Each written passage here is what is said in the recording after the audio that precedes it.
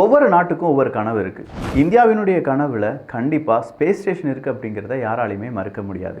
International space station பொதுவான ஒரு space station அப்படின்னு பார்த்தா சில நாடுகளுடைய கூட்டமைப்பு தான் இன்டர்நேஷ்னல் ஸ்பேஸ் ஸ்டேஷன். ஆனால் அதை கண்ட்ரோல் பண்ணுறது 2 நாடுகள், ஒன்று அமெரிக்கா, இன்னொன்று ரஷ்யா.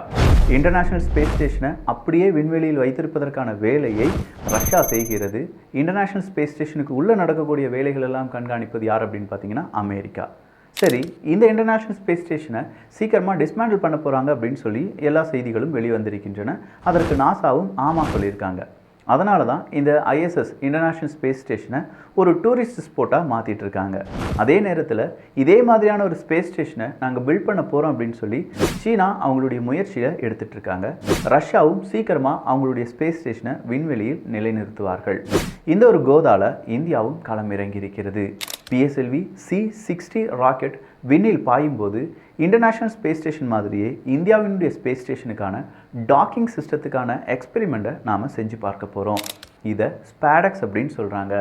இந்த ஸ்பேடெக்ஸ் எக்ஸ்பெரிமெண்ட்டில் சேசர் மற்றும் டார்கெட் அப்படின்னு சொல்கிற 2 சேட்டலைட் விண்வெளியில் நிலைநிறுத்தப்படும். அதில் டார்கெட்டை நோக்கி சேசர் சேட்டலைட்டு போய் அந்த சேசர் சேட்டலைட் டார்கெட்டை என்ன செய்யணும்னா டாக் பண்ணணும். இது மட்டும் சக்ஸஸ்ஃபுல்லாக முடிஞ்சிருச்சு அப்படின்னா நாம் என்ன செஞ்சிடலாம், நாமும் இன்டர்நேஷ்னல் ஸ்பேஸ் ஸ்டேஷனில் பூமியிலிருந்து கிளம்பக்கூடிய ஸ்பேஸ் கிராஃப்டை டாக் பண்ணி அங்கே தங்கி நிறைய ஆஸ்ட்ரோனட்ஸுக்கான பல வழிமுறைகளை ஏற்படுத்தலாம், நிறைய தகவல்களை சேகரிக்கலாம், ஃபியூச்சரிஸ்டிக்கான நிறைய விஷயங்களை நம்மளால் செய்ய முடியும்.